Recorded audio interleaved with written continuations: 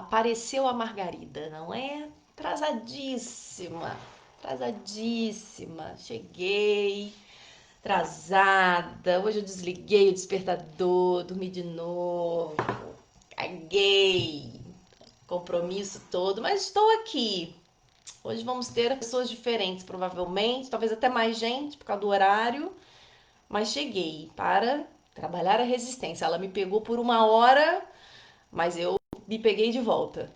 Então, bora lá, mandar aqui os nossos convites nos nossos grupos, avisar o povo que finalmente chegamos, não é?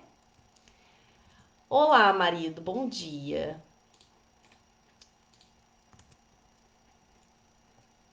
Avisar o povo aqui nos groups.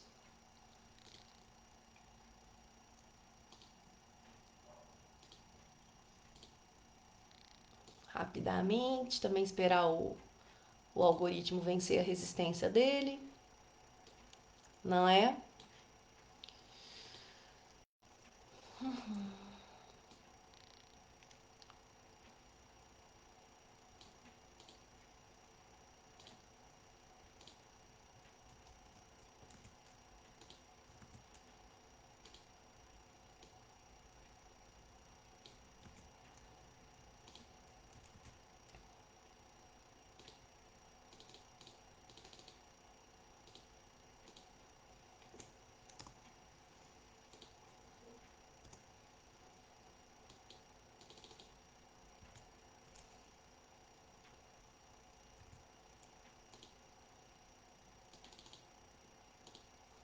Bom dia, Joana. Quanto tempo eu não te vejo?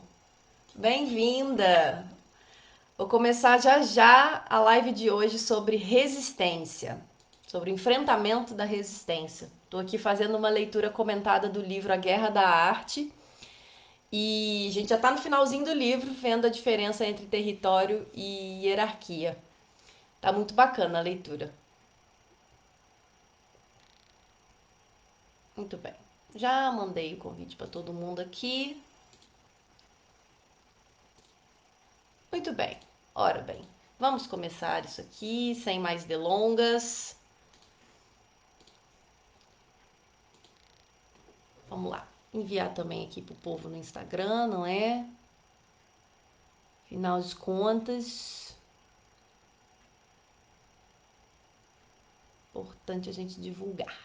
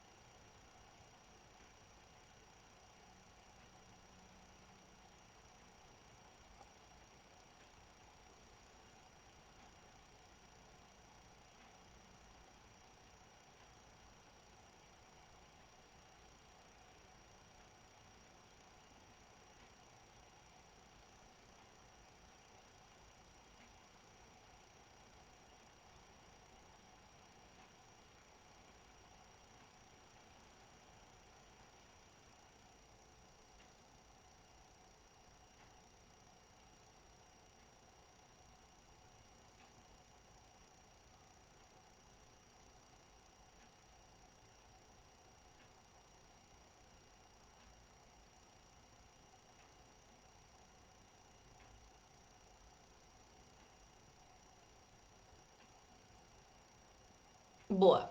Bom dia, Fabi. Muito bem, pessoas. Vamos lá começar aqui. Já enviei o convite para todo mundo, já venci a resistência do algoritmo. A minha também, que hoje eu me atrasei bastante para chegar aqui. Olha, ou seja, para acordar e descer, né? Desliguei o despertador. Mas não faz mal. O importante é que nós estamos aqui juntos e vamos começar aqui a nossa leitura.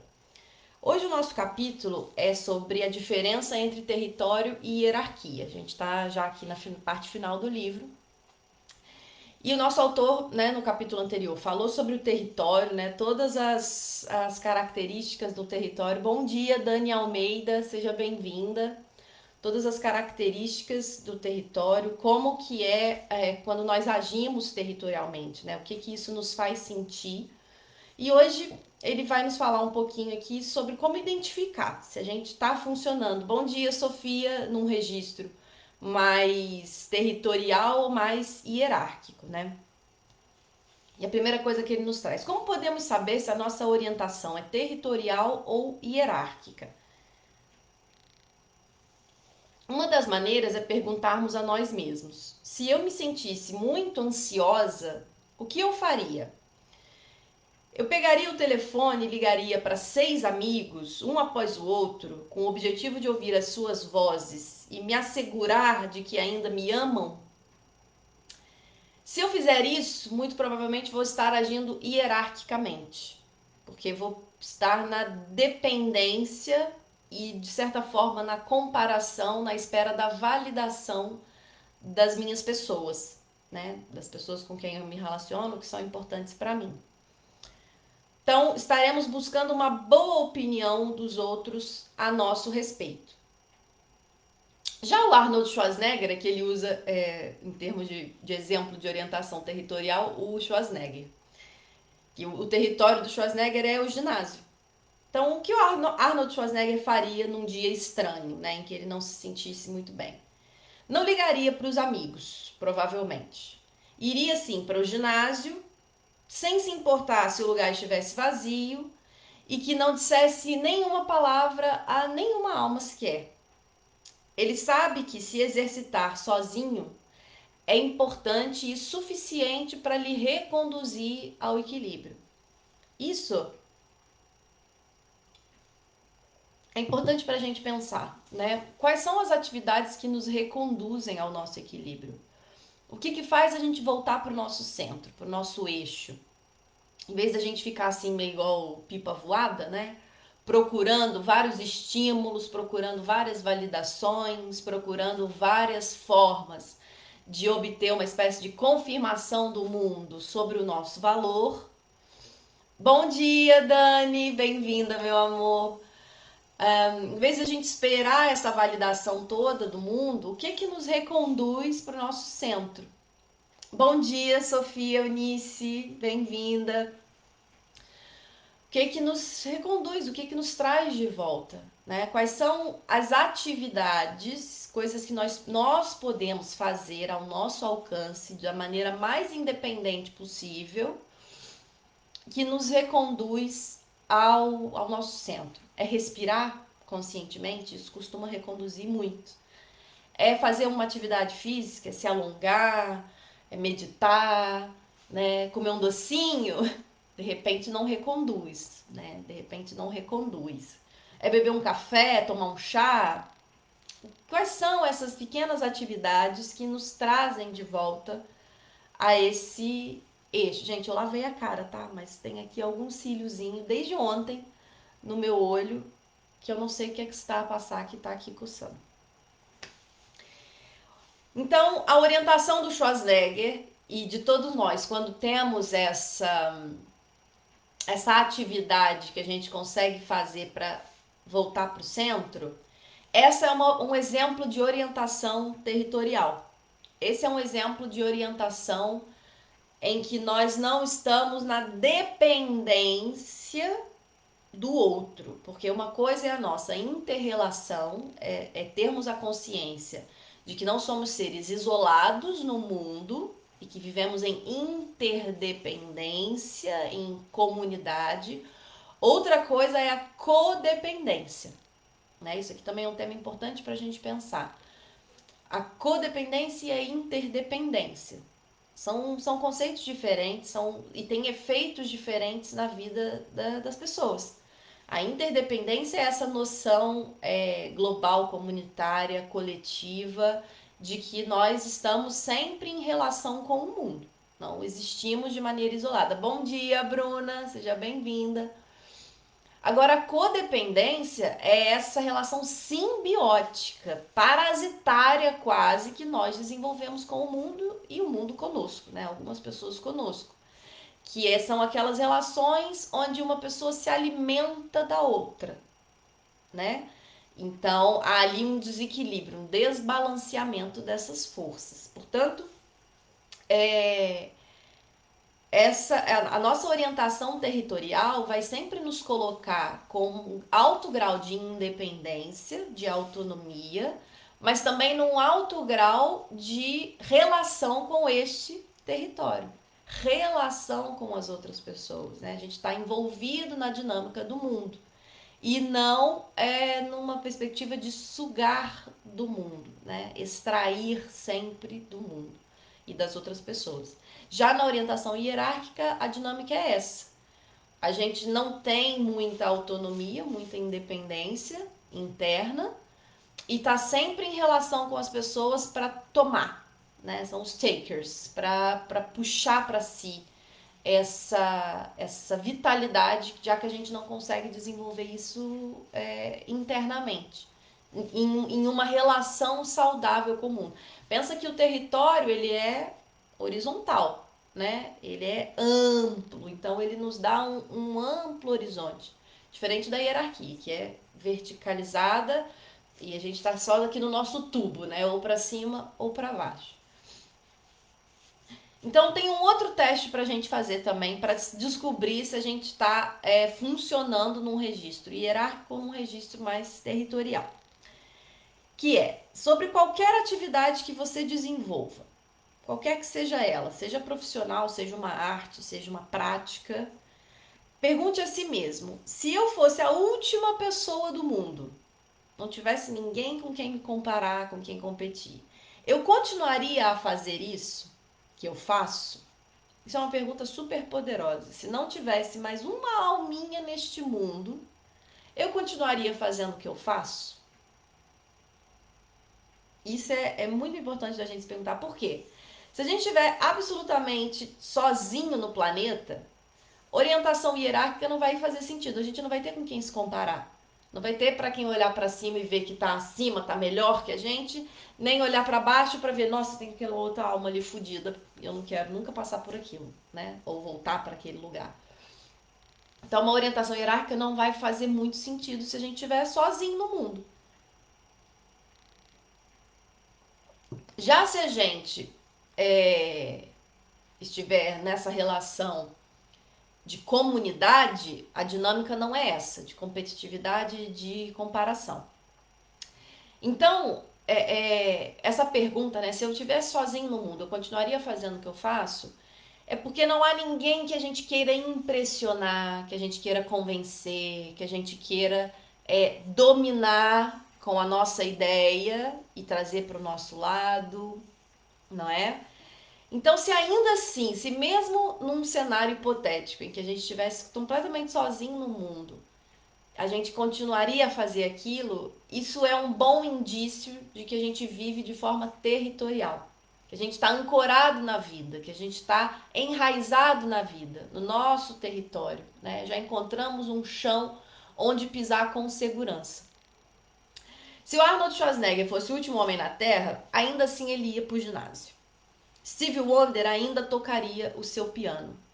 Eles obtêm sustento da atividade em si, e não da sustento psíquico, ok, gente?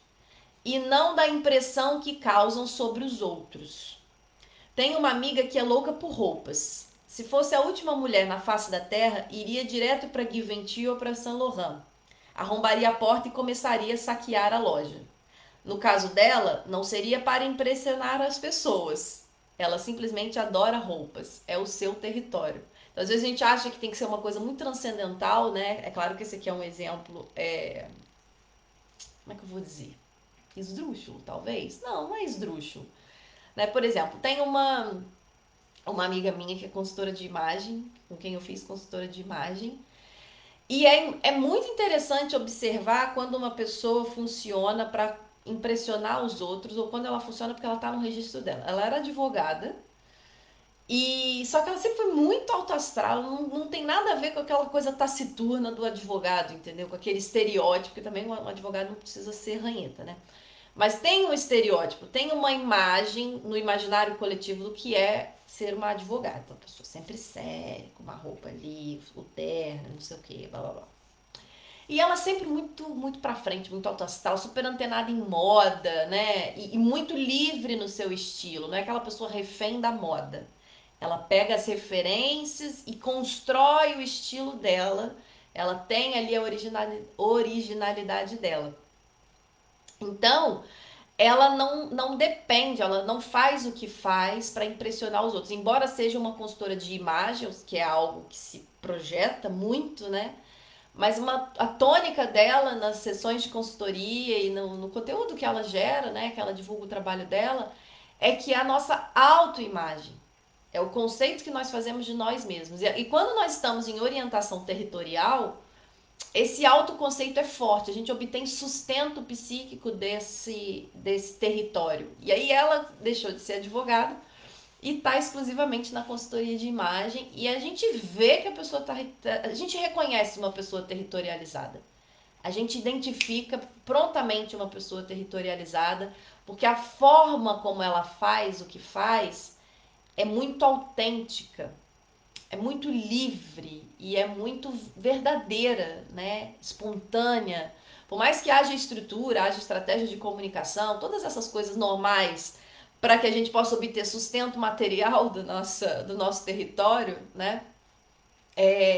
Por mais que haja esses elementos, a gente percebe quando uma pessoa está ancorada, está enraizada naquilo que ela está fazendo. E é bonito de se ver, é admirável de se ver, né? E quanto a nós, como artistas e como pessoas que têm um ofício que requer tanto enfrentamento da resistência, como realizamos o nosso trabalho? Hierarquicamente, sempre nesse ritmo de comparação e de competição, ou territorialmente? Se ficássemos enlouquecidos, ou seja, o mundo tá maluco, a gente surtou. Para onde a gente iria? A gente iria para a nossa arte, para o nosso fazer, para isso que é importante para nós? Ou a gente iria correr para pedir o amparo, né? Para ficar recebendo essa nutrição das outras pessoas. O problema não está exatamente em receber a nutrição das outras pessoas, sobretudo quando a gente está numa relação de dar e receber, de troca, né? A grande questão aqui é quando nós somos desesperados. Bom dia, Dai! Quando nós somos desesperados para receber a validação alheia. Isso nos tira a sustentação psíquica, né? A gente vai sempre depender do outro. A vida do narcisista é essa, né? Por que o narcisista ele é tão sedutor e dominador? Porque ele precisa desesperadamente da validação do outro. Desesperadamente. Se fôssemos as últimas pessoas no mundo, ainda assim apareceríamos no estúdio, na sala de ensaios, no laboratório. Bom dia, Dai, bem-vinda, meu anjo. Né? Então, nos fazemos essa pergunta. Se o mundo acabasse hoje, né? Desse aqui um BO total. O mundo acabasse, a minha vida finalizasse comigo fazendo isso que eu estou fazendo agora. Eu consideraria uma vida bem vivida, né? Se num cenário pós-apocalíptico, em que todas as regras que nós conhecemos já acabaram, né? E a gente vai ter que criar um mundo do zero. Eu criaria um mundo do zero fazendo o que eu faço hoje? Né? Então são perguntinhas assim para a gente se fazendo, para avaliar se nós estamos funcionando na forma hierárquica, competitiva, comparativa, sempre com os outros, dependente, ou se nós estamos funcionando no nosso território, no nosso sustento psíquico, na nossa força interior. No próximo capítulo, né, a virtude suprema. Certa vez, alguém pediu ao rei de Esparta, Leônidas, para identificar a suprema virtude do guerreiro, da qual viriam todas as outras virtudes. E Leônidas respondeu: o desprezo pela morte. Para nós artistas, leia-se fracasso. A virtude suprema seria o desprezo pelo fracasso, seria a virtude suprema de quem enfrenta a resistência. Ao confirmar nossa atenção territorialmente aos nossos próprios pensamentos, ações, à nossa criatividade, a essas ações, essas atividades que são importantes para o chamado da nossa alma, em outras palavras, se nós conseguimos dedicar o nosso nossa energia psíquica ao trabalho, a isso que nós nos comprometemos conosco mesmos e as exigências naturais desse caminho, nós derrubamos o inimigo pintado de azul, empunhando seu escudo e brandindo sua lança. Né? Então, se um guerreiro precisa desprezar a morte, ou seja, não ter medo da morte, né? Enfrentá-la com todos os riscos, né, que as batalhas apresentam, um artista, uma pessoa que está num espírito de missão com o seu fazer, com a sua atividade, com o chamado da sua alma, precisa ter esse desprezo pelo fracasso. Porque o medo do fracasso é algo que nos segura muito para trás. Muito, muito, muito. Medo de fracassar. Porque a gente está funcionando na hierarquia. A gente está funcionando na comparação. O que os outros vão dizer, se eu vou ser ridículo, se eu vou ser alvo de chacota. O Supremo Tribunal das Vozes da nossa cabeça, né?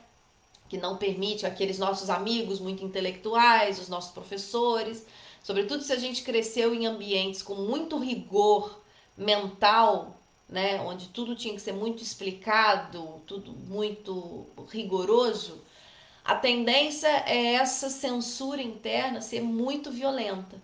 Consequentemente, o medo do fracasso é muito violento, né? Então, se nós fomos forjados em ambientes em que nós não tínhamos espaço para sermos quem somos, esse medo do fracasso ele é alucinante. Ele é alucinante. Então, a nossa virtude suprema, né, para quem está na busca por atender algum chamado da sua alma, sente que está no momento da sua vida fazendo algo que é muito importante para o teu senso de identidade, para quem você é e para quem você deseja se tornar, esse desprezo pelo fracasso é importantíssimo. Para que a gente não fique refém dessa autocensura e do Supremo Tribunal das Vozes da nossa cabeça. Né? É super importante um certo desprezo pelo fracasso, que não tem a ver com mediocridade, não tem a ver com não ligar para a qualidade do que é feito, não tem nada a ver com isso. Tem a ver com fazer, independente se aquilo vai sair perfeito, né? Ainda no comecinho da live eu estava falando com vocês. Comecei essa live 9h45 da manhã, o horário combinado é sempre às 8h30. E atrasei porque desliguei o despertador. Eu não sou uma pessoa que acorda cedo, pelo menos não ainda. Acorda cedo espontaneamente, naturalmente. Fui dormir um pouco mais tarde ontem. E quando o despertador tocou, eu simplesmente desliguei e continuei a dormir. Aí acordei no susto, né? Falei, meu Deus, já tá muito tarde. Perdi a hora, tipo, aí já escaralhou tudo mesmo. Falei, então vai, eu vou me ajeitar aqui para fazer o que eu tinha me programado para fazer de manhã, né? Botei aqui minha roupinha do ginásio para ir depois. E bora lá, bora fazer na hora que eu chegar. Isso não tem a ver com desprezo pelo compromisso. Foi sim lá está, foi um fracasso no compromisso. Foi um falhanço nesse compromisso, né? Não dormir numa hora boa, para acordar numa hora boa, para estar aqui na hora combinada, né? E não importa se aqui tem só uma pessoa no Facebook e 3 no Instagram, não importa quantas pessoas estão aqui para assistir. A questão é estar, porque se essa é uma atividade territorial para mim, é importante que ela seja feita. Ainda que num dia eu tenha derrapado na resistência e a coisa não saia exatamente como planejado, exatamente como idealizado, no horário certinho, né? Ah, então já que estou atrasada, não vou lá fazer, né? Não e é algo que eu venho trabalhando em mim, e daí esse senso de partilha com vocês, porque essa mente cri-cri de que a coisa não pode sair fora do pinico é muito castradora. E ela nos limita de continuar fazendo as coisas, né? Ah, então se não cheguei a horas, isso aqui não é um consultório médico, né? As pessoas estão online, quem está online assiste, quem não está não vai poder assistir. Vai ficar gravado, vê num outro momento. Assim como quem não consegue ver às 8h30 da manhã, né? Então, o desprezo pelo fracasso não é fazer as coisas de forma medíocre, mas sim fazer apesar de quando elas não saem super perfeitas, super certinhas, né? Porque a prática, o exercício, eventualmente vai melhorar a qualidade daquilo que está sendo feito, né? Se a gente já está aqui, sei lá, em quase um mês de live ou mais, já perdi a conta de quantas, né? Acho que a gente já deve ter tido 30 lives, seguramente, porque eu vou baixando elas depois da internet e guardo numa pasta e acho que já estava lá no número 30 ou 31. Então, em termos de quantidade de dias, já vamos aqui em um mês. Se eu pegar a primeira e comparar com a de hoje, provavelmente a minha desenvoltura está diferente, a qualidade das coisas que eu falo está mais fluida, porque eu estou fazendo a leitura desse livro junto com vocês. Eu já li esse livro, tipo, há milênios atrás, já não me lembrava muito dele, e falei assim, nossa, esse livro é um bom conteúdo para ser feito, vou trabalhar com ele. Né? Queria fazer aqui algo que me desafiasse, algo que me pusesse em contato mais próximo com vocês. E falei, bora lá, vai ser esse livro. Ele tem os capítulos tranquilos, é fácil de ler, não é muito complexo, embora seja de muita profundidade o que aqui está escrito, né?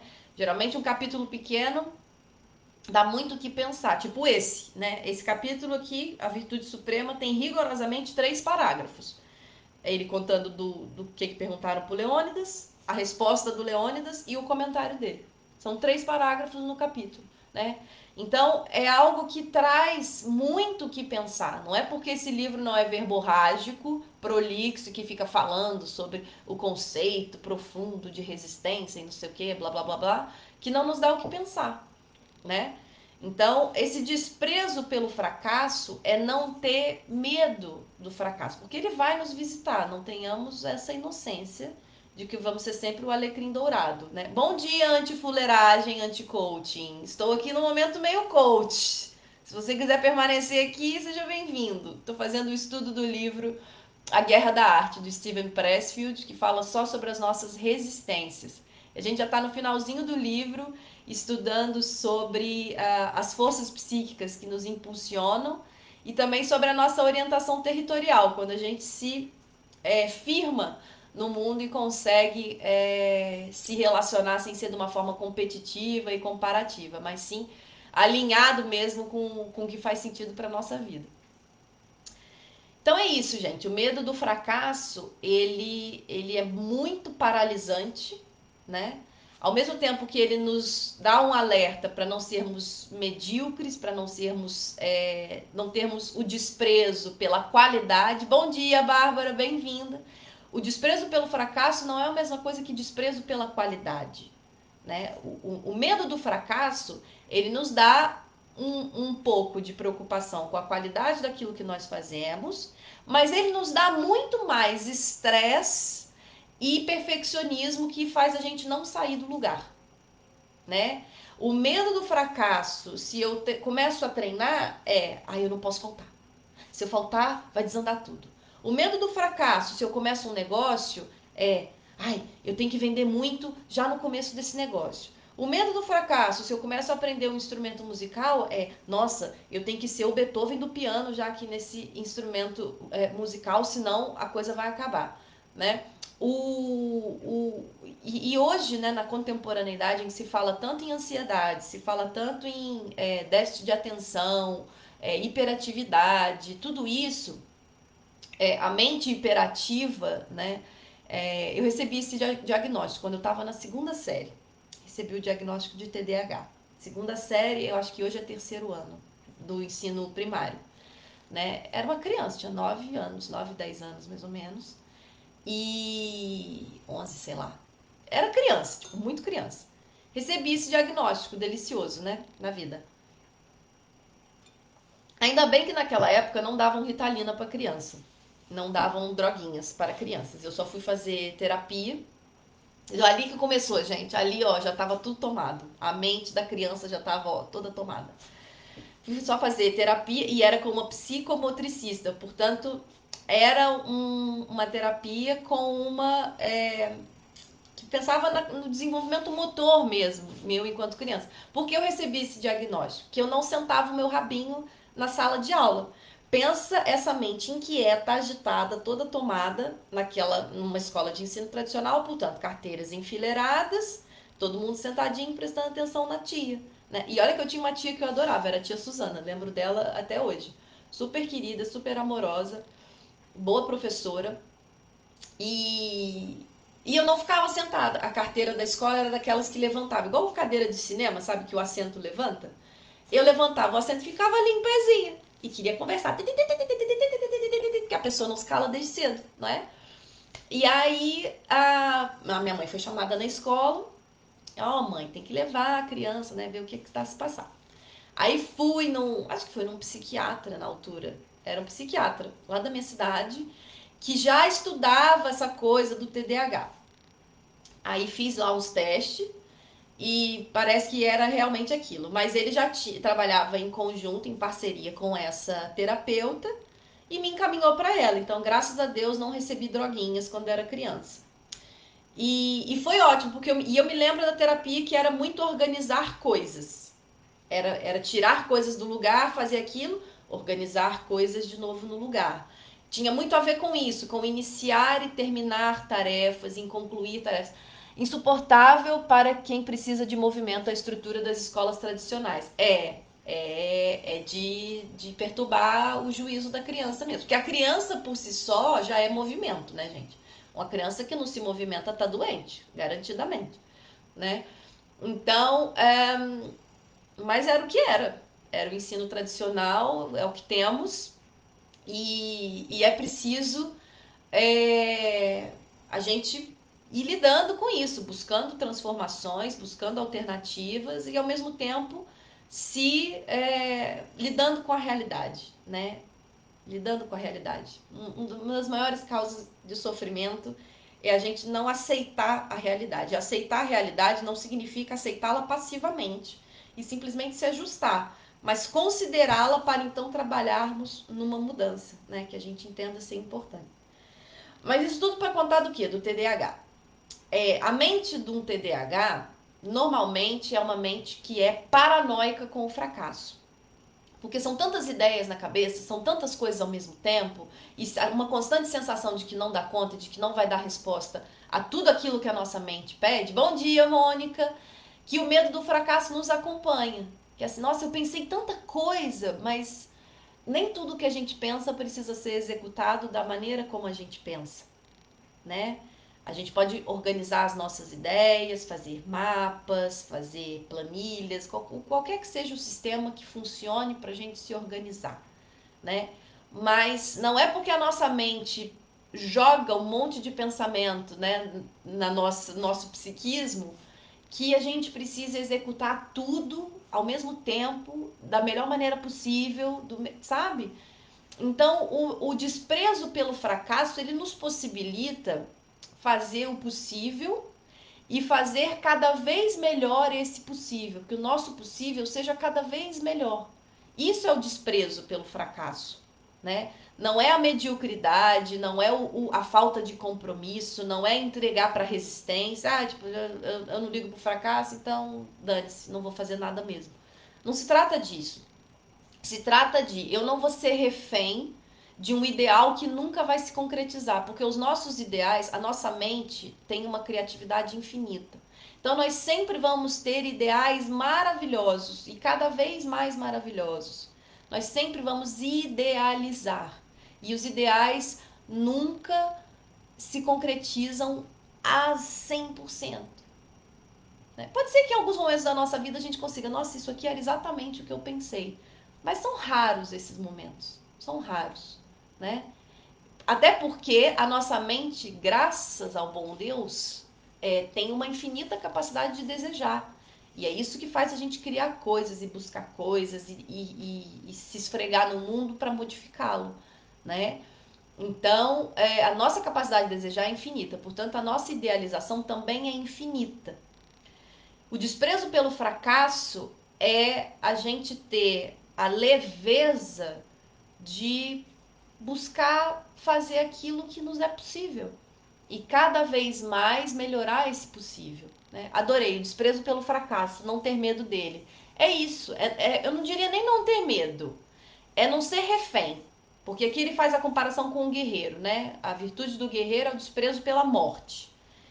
Então, não sei se o guerreiro não tem medo da morte, né? Mas ele não é refém desse medo. Ele vai para a batalha porque, pensando no guerreiro como arquétipo, ok?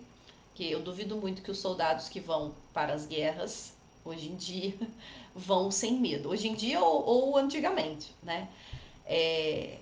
Eu duvido que uma pessoa vá para uma batalha sem medo, né? Não à toa que os soldados têm sempre os seus ritos, né? Se a gente for pensar nos templários, por exemplo, nos cavaleiros da Távola Redonda, essa lenda super famosa, né? Ficavam ali e rezavam e tinham ali uma devoção e não sei o quê. Portanto, o desprezo pela morte que o guerreiro tem, não é que ele não tenha medo da morte, mas a morte não o faz refém e não o acovarda na sua tarefa, né?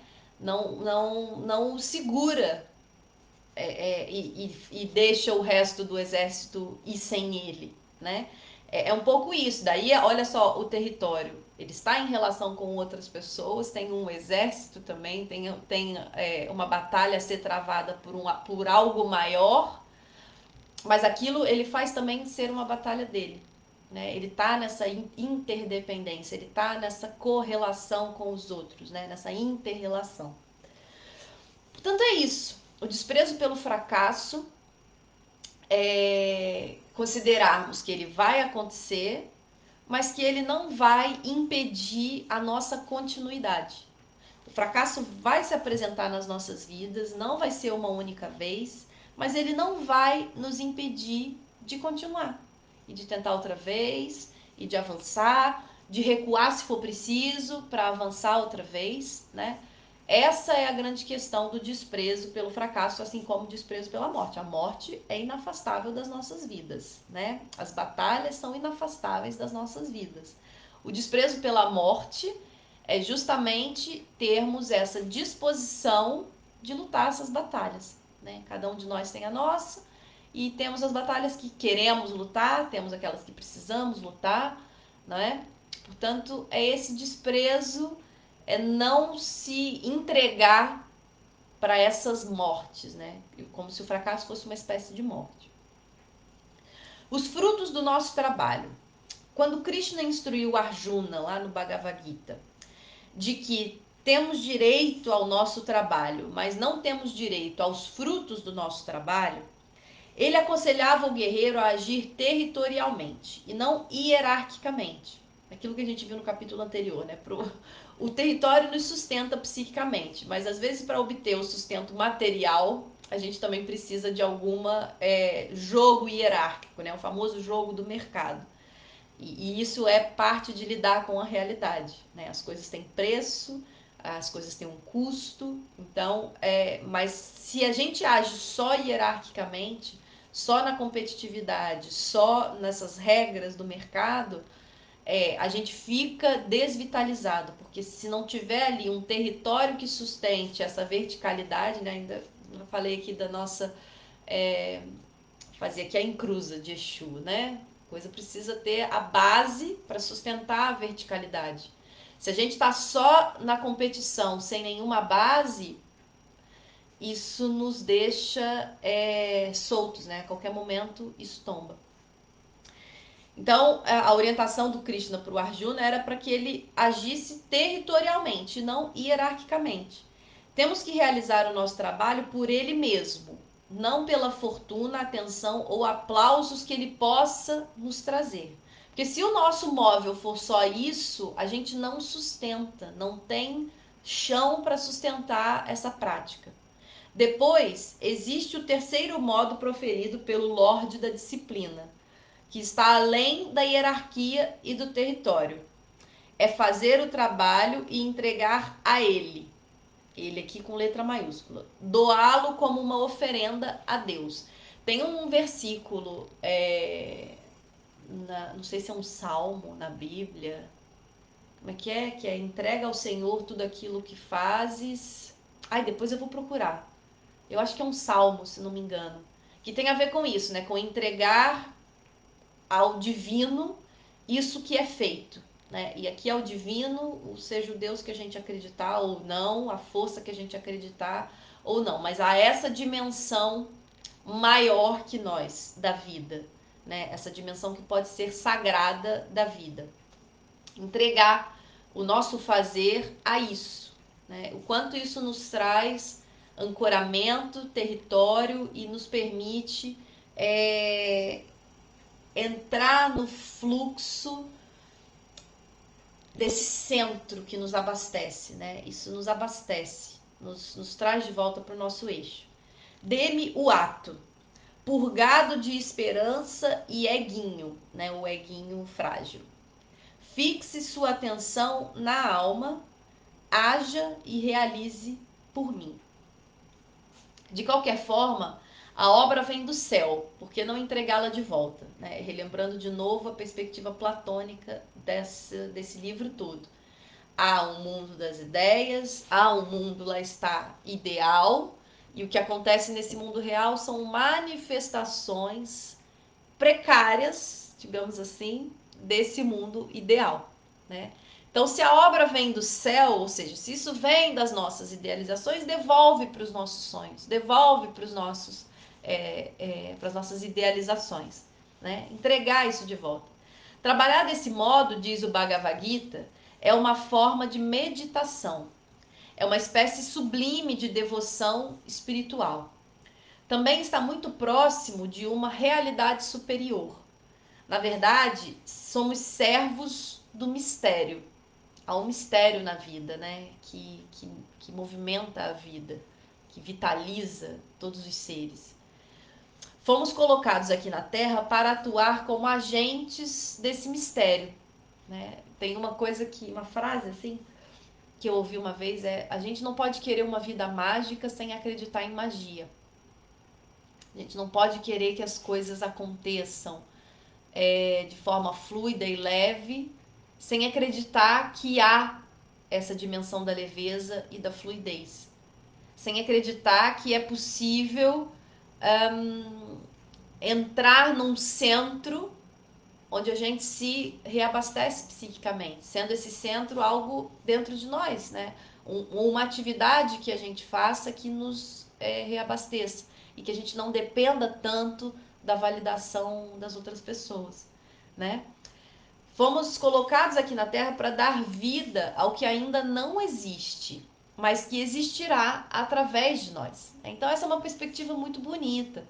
Embora haja aqui essa componente das idealizações, né, e a peste da psicanálise, como diz Freud, é muito desmantelar essas idealizações que nos deixam lá com aquele medo do fracasso, né? As idealizações, elas são também diferentes dos ideais que nos inspiram, né? A idealização é essa voz que nos censura, né? É o Supremo Tribunal das Vozes da nossa cabeça, que não permite que a gente faça o nosso possível e que não aceita nunca que o nosso fazer está bom. Acha que está sempre uma merda, né? Nossa, não devia nem estar olhando para isso. É esse crítico interno, né? Isso é voz da resistência pura, porque a voz do nosso chamado, a voz do mistério, é a voz que nos chama a continuar. É a voz que nos chama a persistir. É a voz que nos chama a, ok, há algo do mistério que precisa se manifestar e só vai se manifestar através daquela pessoa.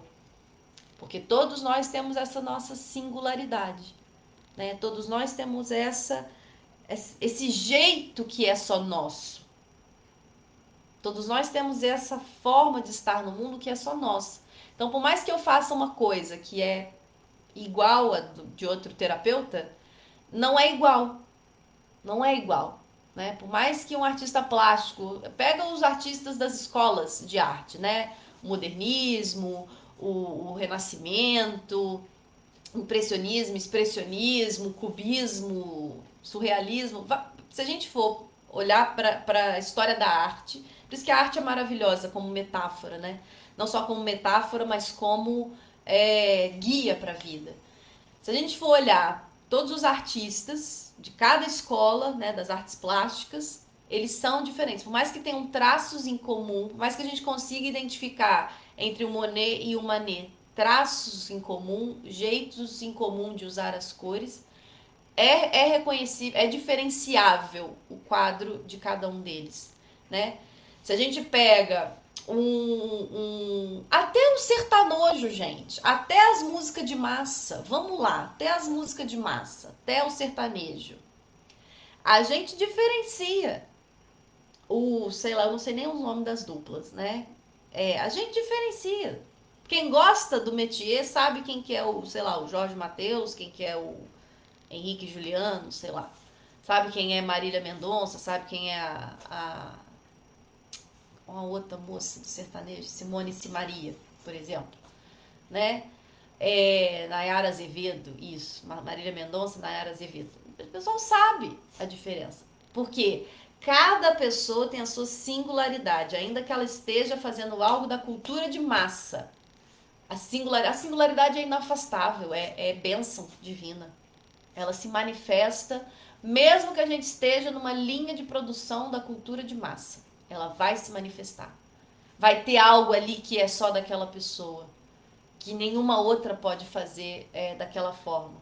Por isso que essa perspectiva é tão bonita, né? E há esses ideais, essa dimensão superior, digamos assim, que nos inspira, né? A musa vem daí. É algo que só nós podemos fazer daquela maneira, né? Então, o medo do fracasso também, o desprezo pelo fracasso, ele também vai estar relacionado com isso, com essa convicção de que o que nós fazemos, da maneira que nós fazemos, só nós fazemos. Então não há sequer método de comparação com outras pessoas, porque é uma outra pessoa a fazer aquilo, né? Então o nosso fazer é sempre subjetivo. É sempre subjetivo. Você pode pegar dois cirurgiões, vamos pegar a medicina, que é uma coisa muito técnica, né? A cirurgia, que é uma coisa muito técnica, né? Seguem lá o método by the book, o que está no livro, parará. Mas aí você tem o pós-operatório e o pré-operatório com aquele médico. A forma como ele lida com o paciente, a forma como ele conversa, como ele explica, né? A visita que ele passa depois. Ali está a singularidade dele. Porque a técnica, né? Se ele é um médico que está ali no seu compromisso, no chamado da sua alma, ele vai ter a técnica maravilhosa. A gente viu isso também ao longo do livro. A dedicação à técnica nos tira muito dessa fantasia do fracasso e do perfeccionismo e não sei o quê. É a dedicação à técnica, o compromisso com a técnica. Ela nos dá também alguma impessoalidade na coisa. Mas a nossa singularidade, e ela dá espaço para a nossa singularidade. É ela que vai dar espaço para a nossa singularidade se manifestar na relação horizontal com os outros, com os nossos pares, né? E não de uma forma competitiva, hierárquica e comparativa. Cada respiração, cada batida do coração, cada evolução de uma célula vem de Deus e é mantida por Deus a todo instante. Assim como cada criação, invenção, acorde musical ou verso de poesia, cada pensamento, cada visão, fantasia, cada maldito fracasso ou golpe de gênio vem da inteligência infinita que nos criou e do universo em todas as suas dimensões. Vem do vazio, do campo de potencial infinito, do caos primordial da musa. Tem uma passagem também, acho que é da Bíblia, ou alguma coisa que eu li no Espiritismo, já não me lembro. Não sei se Livro dos Espíritos, Evangelho, não me lembro. Que fala que tudo vem de Deus. Tudo. Né? Inclusive o diabo. Criação dele, né, gente? Era o anjo caído ali que caiu. Tudo vem dessa força primordial. Tudo vem desse caos primordial, né? Dessa movimentação primordial que deu origem a todas as coisas. E é importante que a gente esteja presente para isso, para não se deixar acreditar que somos só nós que fazemos as coisas. que não há. Aí a gente volta na interdependência, no território, né? Há uma rede de conexões, há uma rede de relações e de fatores no. Não sei se a Fabiana ainda está aí, mas acho que no Dharma, né, as relações de causas e consequências, eu não sei exatamente a expressão, mas que há uma rede de causalidade enorme que a gente não tem plena noção dela, mas que concorre para nossa singularidade se manifestar. Né? E isso, por isso que a orientação territorial é horizontal. Horizontal, porque essa rede toda ela vai dar sustentação para nossa singularidade se verticalizar, né? E buscar lá no mundo das ideias o que a gente precisa fazer o download lá de cima, né? E manifestar aqui o que nós temos para manifestar. Né? Então é uma perspectiva muito bonita. Reconhecer essa realidade de interdependência, de território horizontal e amplo que nos permite manifestar aquilo que é só nosso, a nossa singularidade. Né? Reconhecer essa realidade, eliminar todo o eguinho, aquele eguinho frágil, deixar que o trabalho flua através de nós e oferecê-lo espontaneamente de volta à sua origem, de volta à vida. Né? Oferecer o nosso trabalho à vida. Isso, em minha opinião, é o mais próximo que podemos chegar da realidade. Né? Oferecer isso é tão bonito, né? Isso é tão profundo.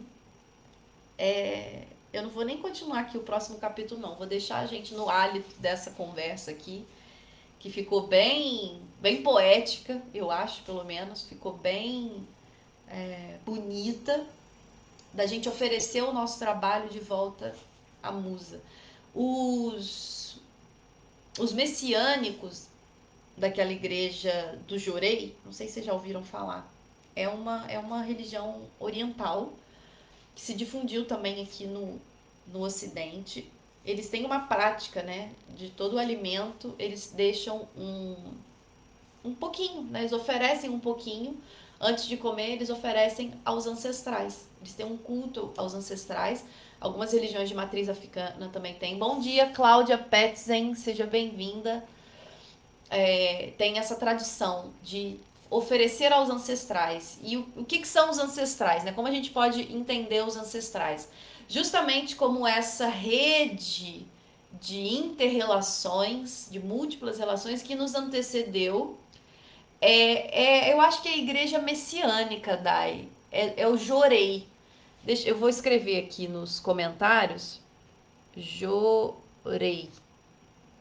É bonito pra caramba. Parece com o reiki, a prática que eles têm. Vou botar aqui no Facebook também o nome. Depois que vocês jogarem Jorei na internet. Só que acho que o nome da igreja é Igreja Messiânica. E é bem bonito. Isso, em São Paulo tem muito, Dai. Em São Paulo tem muito. Eles têm lá um templo no interior de São Paulo, né? É tipo um território, lá está, um território onde eles fazem essa prática. É muito bonito. Quando meu pai estava doente, ia uma moça lá em casa que se dispôs, ela ia todos os dias aplicar jorei no meu pai. De uma devoção, de uma entrega, assim, uma pessoa super simples, conversava com a gente, um amor, um doce de criatura, um doce. E tem contato com ela até hoje, assim, pelas redes sociais, né? Já não, já não vivo no Brasil, obviamente.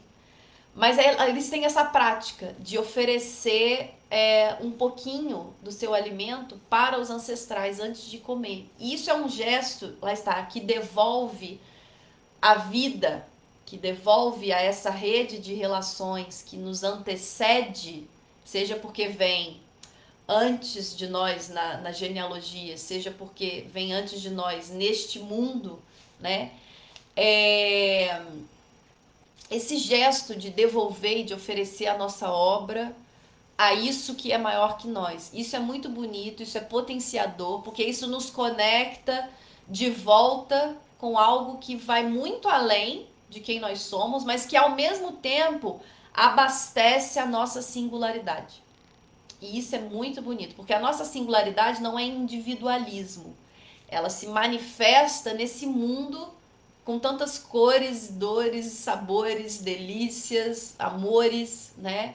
A nossa singularidade, a pergunta que ele faz no início do outro capítulo, né? Se eu fosse sozinho no mundo, continuaria fazendo o que eu faço?